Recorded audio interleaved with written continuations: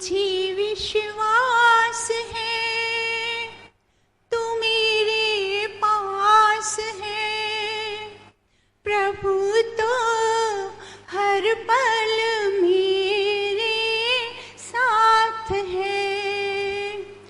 मुझे विश्वास है तू मेरे पास है, प्रभु तो हर पल मेरे साथ है। हे जगदाता विश्व विधाता, बिन तेरे अब कुछ नहीं भाता, कुछ नहीं भाता। हृदय में वास है जिगर के पास है, हृदय में वास है जिगर के पास है, तू तो हर पल मेरे साथ है। हे दिव्य ज्योति शुद्ध आराधना, तुम हो पूज्य, तुम अति पावन, तुम अति पावन। ये सच्ची बात है, ये पक्की बात है, प्रभु तो हर पल मेरे साथ है। मुझे विश्वास है तू मेरे पास है, प्रभु तो हर पल मेरे साथ है।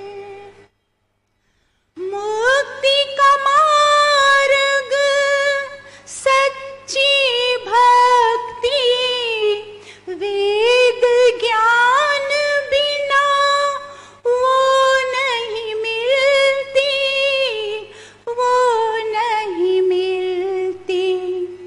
प्रभु ही ज्ञान है, गुणों की खान है, प्रभु ही ज्ञान है, गुणों की खान है, प्रभु तो हर पल मेरे साथ है।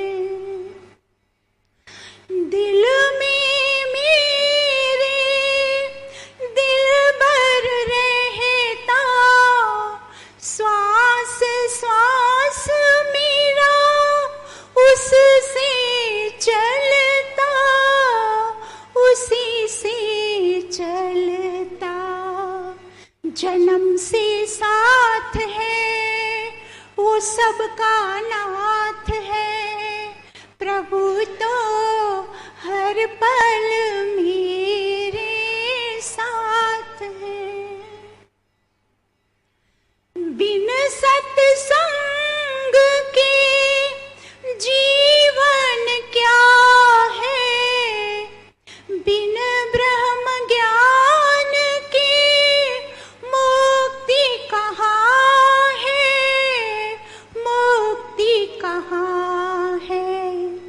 वेदों में ज्ञान है, छिपा भगवान है, वेदों में ज्ञान है, छिपा भगवान है, प्रभु तो हर पल मेरे साथ है। मुझे विश्वास है तू मेरे पास है, प्रभु तो हर पल मेरे साथ है।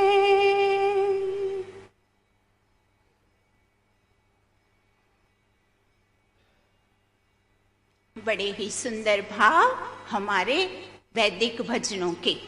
तो और हमारे वैदिक भजनों की एक और विशेषता होती है कि जो विषय चलता है, जो व्याख्यान चलता है, जो वेद का मंत्र या उपनिषद का जो व्याख्यान चलता है, उसी के अनुरूप भजन भी लिया जाता है, ताकि काफी कुछ तो भजन से भी हम कम समय में प्राप्त कर लें, फिर आगे का ज्ञान फिर उसी को कंटिन्यूटी, तो फिर वो ही कंटिन्यूटी हमारी व्याख्यान में भी चले। तो कल हम मांडुक्य उपनिषद का व्याख्यान सुन रहे हैं, वो हमारा व्याख्यान चल रहा है, जिसमें ऋषि क्या बता रहे हैं कि मनुष्य 3 प्रकार के होते हैं। तो प्रथम प्रकार के मनुष्य क्या बताए? पामर।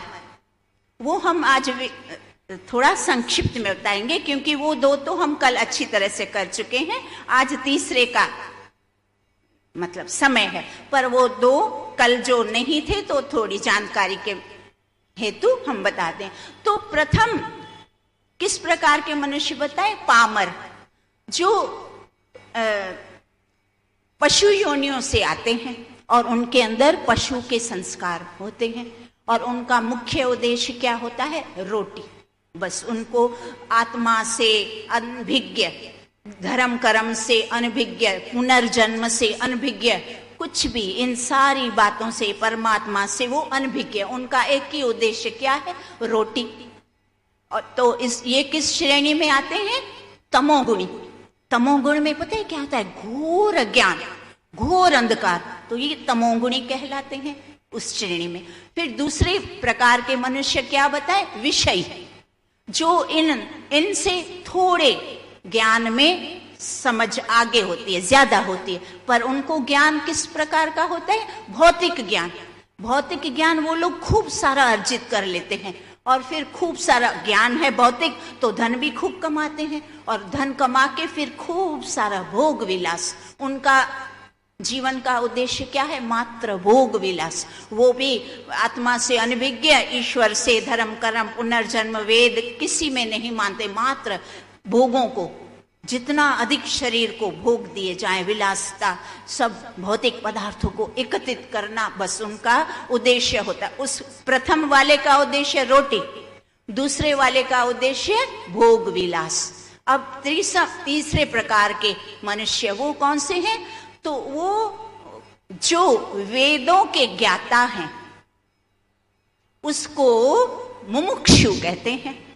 अब मुमुक्षु का अर्थ सीधा सटीक बताए, कैसे बता दिया। आज मुमुक्षा का नंबर है, आज उसको हम विस्तार पूर्वक समझेंगे।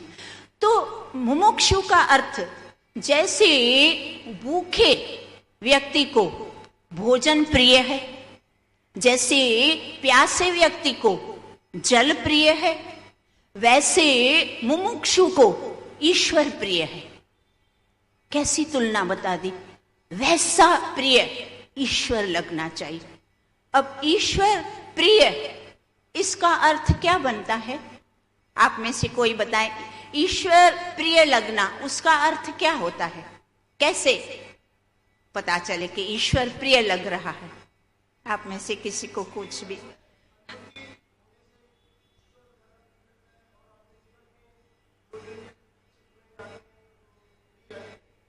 हाँ, वो भी है, पर उसका सीधा सटीक कम शब्दों में जिसका उत्तर ऋषि ने बताया, मैंने नहीं, जो उपनिषद में ऋषि ने बताया, वो क्या बताया कि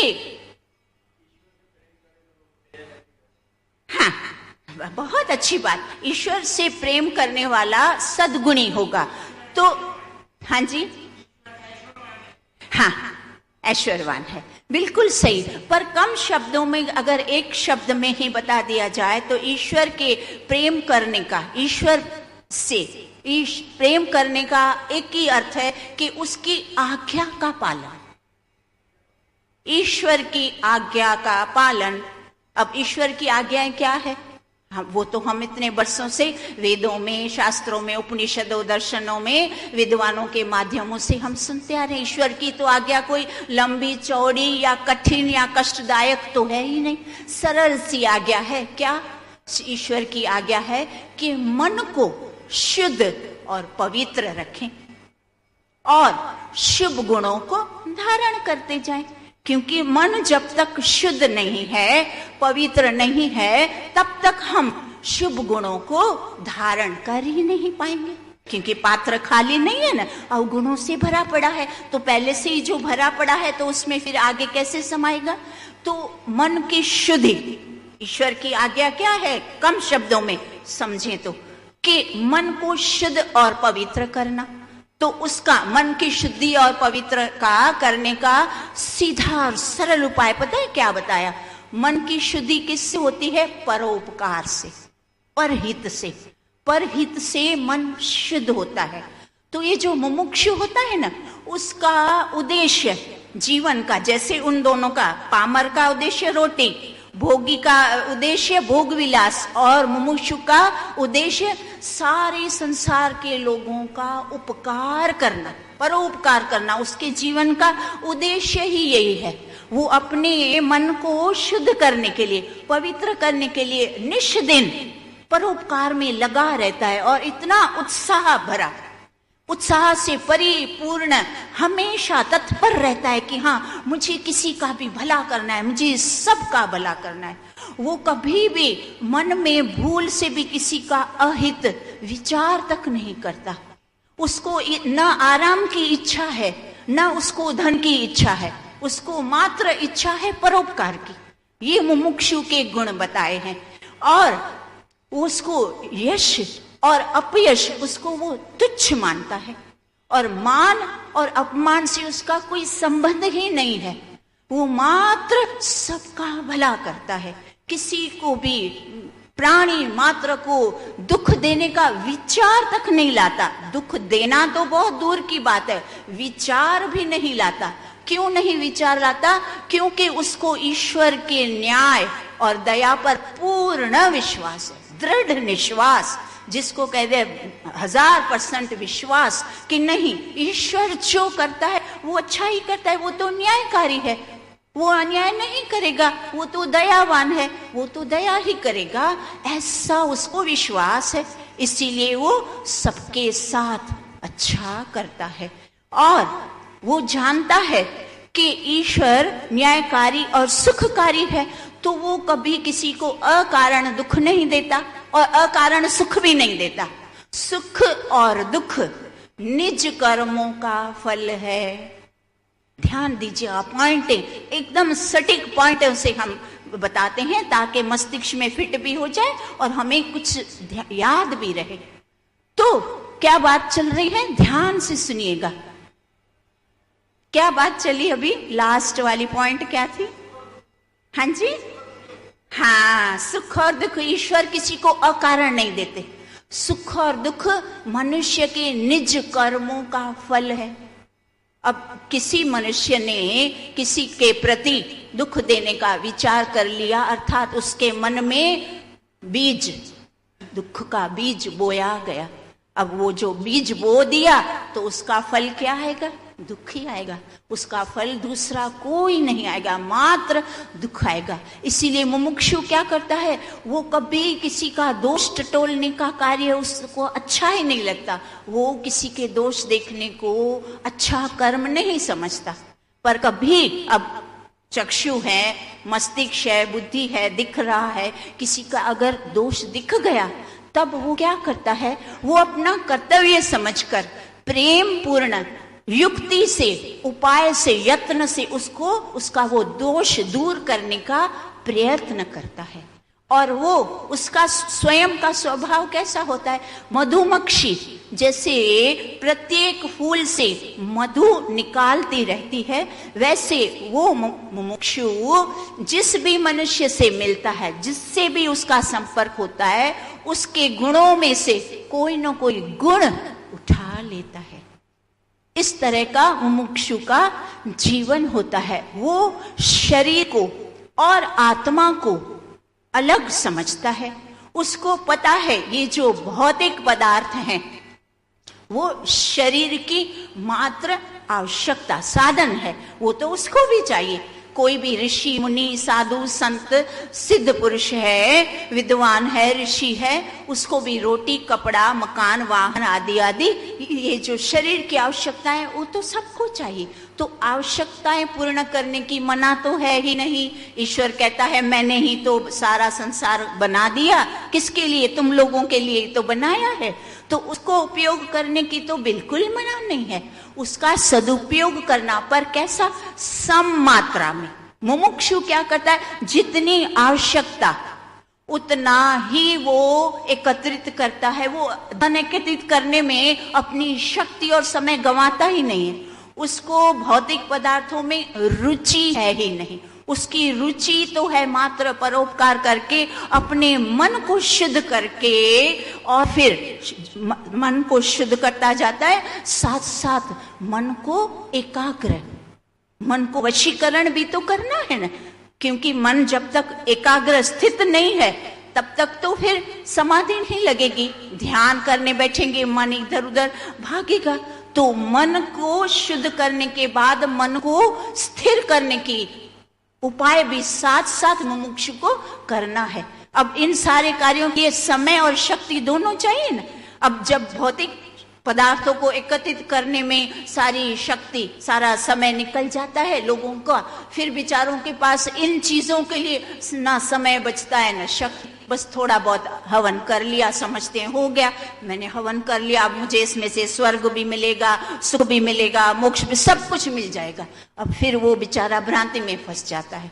तो मात्र हवन से, हवन का लाभ अलग, ज्ञान का लाभ अलग, शुभ कार्यों का लाभ अलग, ध्यान का लाभ अलग, समाधि का लाभ अलग, सब चीजों का लाभ अलग है। और सारी चीजें करनी है तब जाके स्टेप बाय स्टेप। देखिए हमें शिखर तक पहुंचना है। मोक्ष किसको कहते हैं? हम सब, सारे मनुष्य का हेतु, मनुष्य शरीर धारण करने का हेतु तो अंत में क्या है? मोक्ष का है ना। तो मोक्ष क्या है? जैसे यहां से ऊंचा शिखर, तो शिखर तक पहुंचने के लिए हमें क्या करना पड़ता है? स्टेप बाय स्टेप चढ़ेंगे तब तो शिखर तक पहुंचेंगे ना। क्या नीचे से छलांग लगाएगा कोई शिखर? तो कुछ लोगों को इतनी बड़ी गहरी भ्रांति है, हवन करना आ गया, हवन करवाना आ गया, बस मैं तो शिखर तक ये पहुंचा हुआ ही हूं, पूरा ही देखते हैं कब विमान आएगा और मैं उसमें बैठ जाऊंगा। ये भ्रांतियां नहीं, ये इतनी बड़ी भ्रांतियां पालने से तो और किसी को कोई हानि नहीं, उसको भ्रांति। तो इसीलिए ईश्वर कहता है मैंने वेदों की रचना क्यों की? फिर इतने सारे विद्वानों के अंदर, ऋषि मुनियों के अंदर इतनी प्रेरणा और इतनी बुद्धि और उनके अंदर इतना वैराग्य प्रेरणा में क्यों भरा? ताकि ये सारे लोग उसका लाभ उठा के स्टेप बाय स्टेप, एक एक सीढ़ी चढ़ते चढ़ते फिर शिखर पे पहुंचेंगे ना। तो सारी सीढ़ियों को पार करना अति आवश्यक। मात्र एक सीढ़ी हवन करके बैठ गए, फिर हम सोचते हैं अब तो हम शिखर पे पहुंच गए। तो ये भ्रांति हमें नहीं रखनी। ये उपनिषदों की एक ये विशेषता है, जो वेद में मंत्र होते हैं ना, वो तो इतना 2 लाइन का या कभी 1.5 लाइन का मंत्र होता है, और उसका अर्थ भी बताते हैं तो वो 2 लाइन या 3 लाइन में, बस संक्षिप्त में। पर ये उसी वेद के मंत्रों को जो हमारे ऋषि मुनि है उन्होंने उपनिषदों में और दर्शनों में विस्तार पूर्वक एक एक मंत्र को इतना अच्छी से विस्तार पूर्वक समझाया, ताकि हम सब सामान्य मनुष्य, हम सब सामान्य मनुष्य उसको पढ़ के बार बार उसका अध्ययन करके वेदों तक, वेद क्या कहना चाह रहा है उसके गूढ़ ज्ञान को समझ पाए। तो इसीलिए मांडुक्य उपनिषद में ऋषि ने इतनी अच्छी तरह से हमें क्या समझिए 3 प्रकार के होते हैं। तो हमें अब मुमुक्ष, हमें क्या पकड़ना है? हम पामर की श्रेणी में तो कभी नहीं आने वाले, और ना ही भोगविलासी। हमने इतने वर्षों से अध्ययन किया है, वेदों का ज्ञान सुना है और ध्यान भी करते हैं, और हमारी थोड़ी बहुत रुचि भी बनी है कि हमें मोक्ष तक पहुंचे। तो फिर हमें क्या करना है?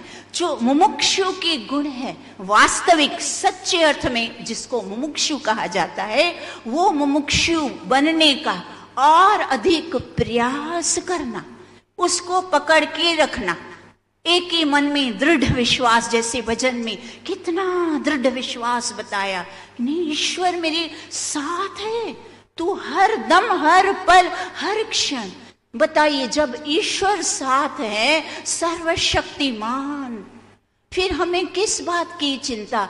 क्यों हम अपने आप को दीनहीन और कमजोर क्यों समझते हैं, अशक्त? नहीं, हम किसी कोने से अशक्त नहीं हैं, हम भी शक्तिशाली हैं। और जितनी शक्ति खूटती है, कम पड़ती है, हम आत्मा अल्पज्ञ है, हाँ वो सत्य है, पर जो शक्ति खूटती है उस शक्ति को भरपाई किससे होगी? मात्र सर्वशक्तिमान ईश्वर से होगी। तो वो ईश्वर से कैसे होगी? जब उसके साथ संबंध अधिक बढ़ाएंगे, जब उसके संपर्क में रहेंगे, जब उसके समक्ष बैठेंगे। देखिए, हमें ठंड लगती है, जब बहुत सारी सर्दी कड़कड़ाती, तब हम गर्मी के अग्नि के समक्ष बैठते हैं, तो क्या हो जाता है? मात्र समक्ष बैठते हैं ना, और कुछ करते हैं क्या? ठंड को भगाने के लिए मात्र अग्नि के समक्ष बैठते हैं तो ठंड गायब हो जाती है। अब जब गर्मी हद से ज्यादा, लू झुलसने लगते हैं, तब मात्र एसी या पंखा या आदि आदि वायु के नजदीक मात्र बैठते हैं तो क्या हो जाता है? उष्णता गायब हो जाती है। वैसे ही ईश्वर के समक्ष बैठने से उसके अंदर जो शक्ति है, जो बल है, जो गुण है, वो हमारे अंदर उतरने लगते हैं। हमारी सारी अविद्या, दोष, कमियां, अशक्तियां सब भाग जाती हैं। जैसे सर्दी भाग गई, जैसे गर्मी भाग गई, वैसे ये दोष दुर्गुण भी भाग जाते हैं। क्यों भाग जाते हैं? क्योंकि ये हमारा आत्मा का स्वभाव नहीं है। अगर वो वास्तविक दोषों वाला स्वभाव होता ना आत्मा का, तो फिर नहीं जाते, फिर नहीं जाते। देखो, जैसे अग्नि का वास्तविक स्वभाव क्या है? उष्णता, तो वो उसका स्वभाव ही रहेगा, वो कभी नहीं जाएगा। जैसे जल का स्वभाव क्या है? शीतलता और बहना, वो कभी नहीं जाएगा। चाहे आप जल को अग्नि पे रख दो तो थोड़ी देर के लिए भाप बन जाएगा, पर फिर भाप बनने के बाद फिर पानी की आ जाएगा। और अगर बर्फ बन गई तो भी आप बाहर निकाल दो तो बर्फ थोड़ी देर के बाद वो अपने स्वरूप में आ जाएगा। तो वैसे ही जैसे जल का असली स्वभाव क्या है? शीतलता और बहना, और अग्नि का अपना स्वभाव, निज स्वभाव है उष्णता और प्रकाश। वैसे ही हमारी आत्मा का निज स्वभाव, असली स्वभाव क्या है? शुद्धता। हाँ, आत्मा शुद्ध है, पवित्र है, और उसमें इच्छा गुण है, प्रयत्न गुण है, पर वो ज्ञान से शून्य है। इसीलिए ईश्वर ने क्या किया?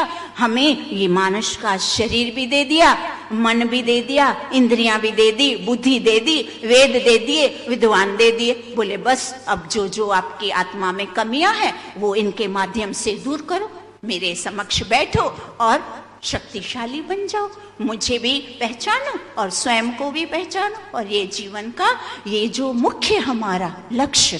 तो ये दृष्टांत, अब अज्ञानी लोग पता है क्या समझते हैं? ये जो जितने भी धनी लोग हैं ना, धनवान सुखी होते हैं। अज्ञानी क्या समझते हैं कि धनवान सुखी होते हैं। पर ऋषि यहाँ मांडुक्य उपनिषद में सुनना बड़ी रोचक दृष्टांत दिया। तो ऋषि क्या बताते हैं? जो जितने अधिक संपत्ति वाले होते हैं ना, धनवान, वो चित्त से कंगाल होते हैं। अरे आप बोलेंगे ऐसा? ये मैं नहीं कह रही, सच्ची, ये अब मैं खोल के भी दिखा सकती हूँ मांडुक्य उपनिषद में ऋषि। और वो कैसे? तो बड़ी सुंदर दृष्टांत से बताया। आप थोड़ा दृष्टांत सुन के हम समाप्त करेंगे। तो दृष्टांत में क्या बताया? एक राजा है, वो शिकार करने के लिए घर से निकला, थोड़ा नगर से दूर ऊपर पर्वत की ओर चलने लगा। काफी दूर तक चला, फिर जब लौट रहा था तो रास्ते में एक साधु मिले बैठे। उन्होंने देखा निर्वस्त्र, मतलब पूरे ढंग के वस्त्र भी नहीं है, न कोई पात्र है, न भोजन करने का पात्र, न कोई झोपड़ी है, कुछ भी नहीं है। भैया थोड़ा ध्यान से देखें, कुछ कार्य था, थोड़ा ध्यान से सुनिए, आपको अच्छा लगेगा, ध्यान दीजिए। थोड़ा समय हम बैठते हैं, खूब सारा ज्ञान एकत्रित करके लाभान्वित हो जाएं, बाकी सारे कार्य फिर पूरा समय यही तो करते आए और करते भी रहेंगे, फिर कोई बात नहीं। फिर क्या आपका भी ध्यान भंग होता है और मेरा भी होता है। हम टेप तो नहीं है ना कि ऑन हो जाए, ध्यान भंग हो जाता है। तो फिर देखा राजा ने कि ये तो बड़ा, मैं अयोग्य राजा हूं, मेरे राज्य में इतना कंगाल व्यक्ति, बेचारे के पास न तो खाने का पात्र न झोपड़ी, कुछ भी नहीं, ये तो मेरी ही अयोग्यता है, मेरे राज्य में ऐसा नहीं होना चाहिए। वो गया जब महल में, फिर एक सेवक के साथ उसने बोला इस साधु को 500 रुपए दे के आओ। अब जब उस नौकर ने साधु को 500 रुपए दिए तो साधु बोले किसी दीन को देना। नौकर ने जाके राजा को बताया और नौकर ने बोला, राजा को बोला उनको कम लगे होंगे इसीलिए ऐसा बोले। तो राजा ने बोला हाँ ठीक है, 5000 ले जाओ उनको दे आना। तो जब 5000 दिए तो भी वही उत्तर दिया, किसी दीन को देना। वापिस आके राजा सोचा अभी भी कम पड़े हैं, 25,000 भेजे, वही उत्तर आया, किसी दीन को देना। वापिस बढ़ाया, 50,000 भेजा, वही उत्तर आया, किसी दीन को देना। अब राजा को लगा कुछ तो है सच में, तो मेरी भी कमी है। तो वो 1.25 लाख रुपए लेके स्वयं गया साधु के पास और बोले इसको ग्रहण कीजिए। तब साधु का वही उत्तर, किसी दीन को देना। तो राजा बोले हे स्वामिन, आपसे अधिक दीन कौन हो सकता है, आपके पास तो भोजन के पात्र नहीं, कुछ भी नहीं। तो साधु बोले मैं राजा हूं। बोले आप राजा है तो आपकी सेना किधर है? बोले सेना, मुझे किसी का भय ही नहीं, तो मुझे सेना की आवश्यकता भी नहीं, मैं क्यों सेना रखूंगा। फिर राजा ने प्रश्न किया कि अच्छा तो फिर आपका कोष किधर है, धन कोष, जो राजा का बड़ा कुबेर धन होता। बोले आपका कोष किधर है? बोले जब मुझे किसी का भय ही नहीं, मुझे सेना की आवश्यकता नहीं, तो फिर मुझे व्यय करने की अर्थात खर्च करने की क्या आवश्यकता है, तो फिर मुझे धन की क्या, मुझे कोष की भी आवश्यकता नहीं, मैं तो राजा हूं। और मेरे पास ऐसा रसायन है, मेरा पास एक ऐसी वस्तु है जो ये जो पर्वत में जितने ताम्र देख रहे हो ना, उस सारे ताम्रों को मैं स्वर्ण में बदल सकता हूं, जब मैं चाहूं मैं इसको स्वर्ण में बदल सकता हूं। राजा बोला हाँ ये तो सत्य कह रहा है, इसके पास ये रसायन, तो मन में सोचा रसायन तो है, अगर रसायन नहीं होता तो ये 1.25 लाख रुपए, उस समय की बात है, 1.25 लाख रुपए तो बड़ी अच्छी राशि होती है, तो वो उसने क्यों ठुकरा दी। इसका तात्पर्य है ये सत्य बोल रहा है और ये रसायनी साधु है।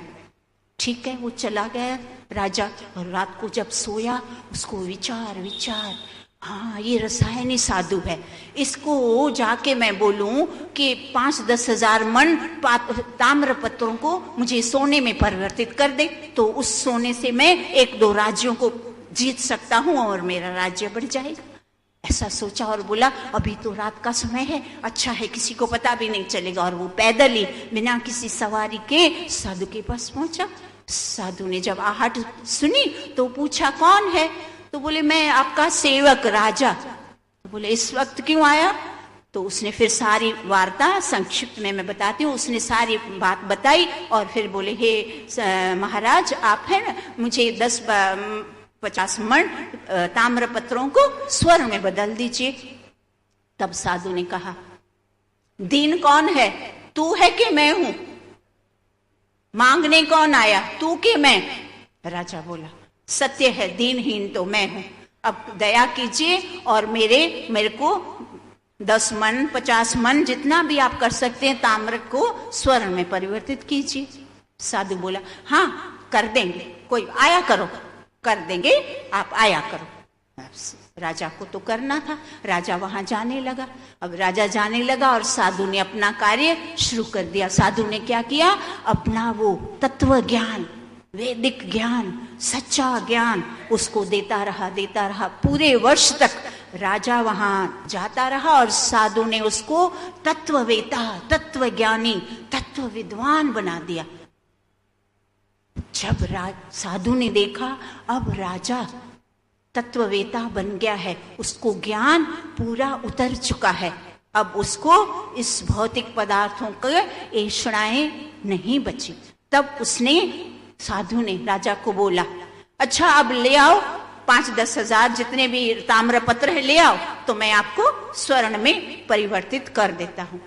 तब राजा हाथ जोड़कर बोला हे साधु, हे महाराज, वो ताम्र तो स्वर्ण हो चुका, देखिए उसकी एक लाइन में उसने अपनी सारी मन की सारी बात एक शब्द में बता दी। वो ताम्र तो स्वर्ण हो चुका। अर्थात ये जो भौतिक पदार्थों के प्रति मेरे को जो इच्छाएं थी, ऐषणाएं थी, आकर्षण था, लोलुपता थी, वो तो सारी नष्ट हो चुकी। मैं तो समझ गया हूं कि भौतिक पदार्थ अनित्य, साधन मात्र। मुझे जितनी आवश्यकता, मनुष्य का शरीर ईश्वर ने देखो कितनी ज्ञान से बनाया, 5 या 6 फुट, ज्यादा से 6 फुट का, बस इतने ही वस्त्र चाहिए तुम्हें, इतने ही रूम चाहिए, इतनी ही पलंग, इतना छोटा पेट बनाया, 2 रोटी ज्यादा से ज्यादा, 1 कटोरी सब्जी दाल, बस जानबूझ के ईश्वर ने, ताकि बेचारा मेरा मनुष्य इन भौतिक पदार्थों में अर्जित करने में उलझ पुलझ ना जाए, उसका समय शक्ति नष्ट न हो जाए। उसने तो बड़ी कृपा से, समझदारी से हमारी आवश्यकताएं कम बना दी। कम 2-3 वस्त्रों में काम चल जाए। एक छोटा सा रूम है, एक छोटा किचन है, बाथरूम है, हो गया। एक छोटा सा साइकिल व्हीकल नहीं भी है तो ये इतना फर्स्ट क्लास, दौड़ो भागो और जहां जो मिला वो मेरा, बस बैठ जाओ, बात खत्म। कितना सरल सरल सरल से सरल कर दिया, ताकि मेरे जीव किसी भी परपंच में ना फंसे, दुखों कष्टों से दूर रहें, सुख को प्राप्त करें, मुझे प्राप्त करके मेरे पास सुख सही सलामत। जैसे माता पिता अपने बच्चे को कहीं भी भेजते हैं, मेरा बच्चा, मेरी संतान सही सलामत सुखी सुरक्षित पहुंचे। बस कितनी सुंदर व्यवस्था ईश्वर ने कर दी हम सब जीवों के लिए। बताओ, अब ऐसा ईश्वर हमें अगर प्रिय ना लगे तो ये तो हमारा दुर्भाग्य हो जाएगा ना। भौतिक पदार्थों का मना नहीं है, मैं बार बार कहती हूँ, हम भी उसका उपयोग करते हैं, हम भी अछूते नहीं है, हमें भी वस्त्र सब कुछ चाहिए, पर लोलुपता नहीं। सच कहती हूँ, लोलुपता नहीं। जिसके अंदर वो भौतिक पदार्थों की, मुमुक्षु क्या करता है, भौतिक पदार्थों की जो लोलुपता को नष्ट कर देता है, इसीलिए उसको ईश्वर प्रिय लगता है। और ईश्वर का बल और ईश्वर की शक्ति उसने इतनी प्रदान की होती है ना, तो उसको किसी का भय नहीं लगता, उसको दुनिया का, संसार का कोई व्यक्ति दबा नहीं सकता। आप देखें, ये फल है मुमुक्षु का, एकदम प्रत्यक्ष फल। वो इतना निर्भय होगा, प्राइम मिनिस्टर क्या, जो भी कोई हो, सत्य ही बोलना। क्या करेगा, काट देगा, काट दे, शरीर को काटेगा। मैं तो आत्मा हूं, मुझे थोड़ी कुछ होगा, मेरी रक्षा तो ईश्वर करेगा। प्राणों की रक्षा करना देखो ईश्वर का कार्य है। पता है क्यों?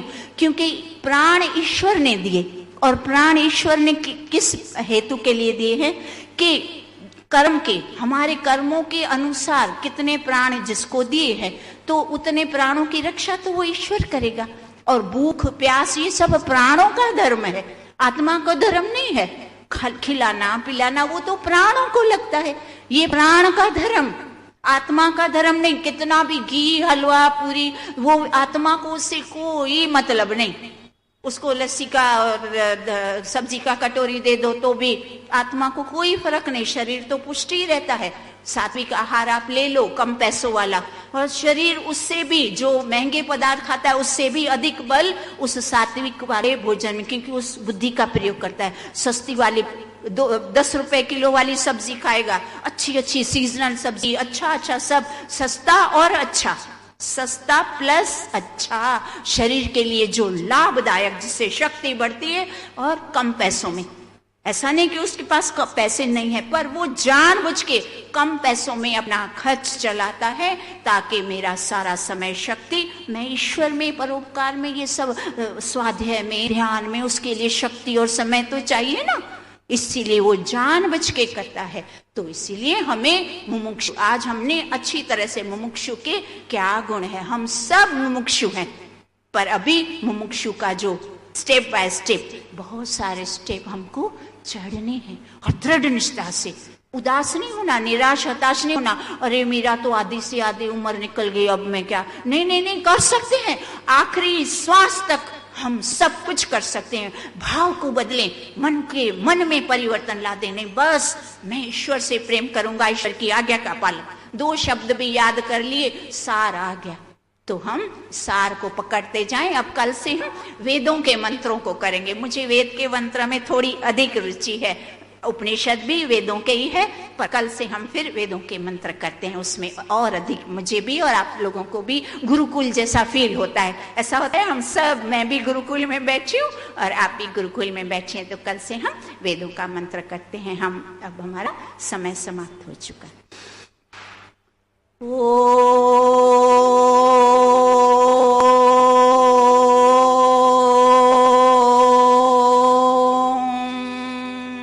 द्यौ शान्तिरन्तरिक्षं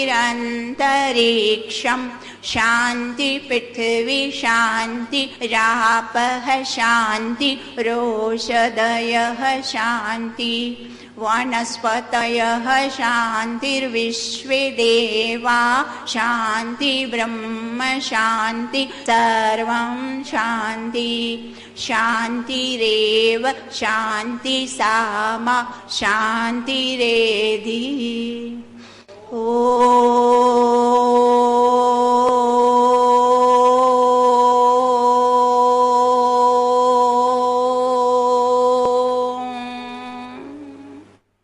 शान्तिः शान्तिः शान्तिः।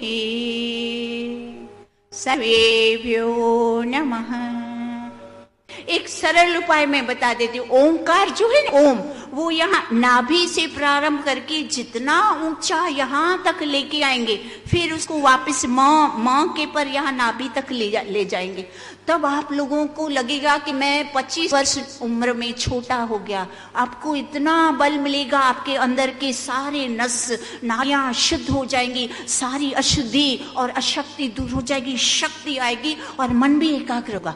फिर जब पहले 10 से प्रारंभ करो, फिर 20 तक ले जाओ, उसके बाद ध्यान करो। अरे आपको लगेगा ये तो जैसे स्विच ऑन किया, तुरंत बटन दबाया और कैसे पंखा चलने लगता है, वैसे ही फिर आपका ध्यान एकदम मन स्थिर एकाग्र और तुरंत लिंक जुड़ जाएगी। ये मैं पक्का गारंटी से कहती हूँ, ना हो तो मुझे पंखे से लटराना, पक्का मैं, मेरा अनुभव ऋषियों का और मेरा भी अनुभव, हमारे सारे विद्वान ये इस तरह से छोटे छोटे उपाय करेंगे ना, हम इस भवसागर से सब तर के पार हो जाएंगे। नमस्ते नमस्ते नमस्ते।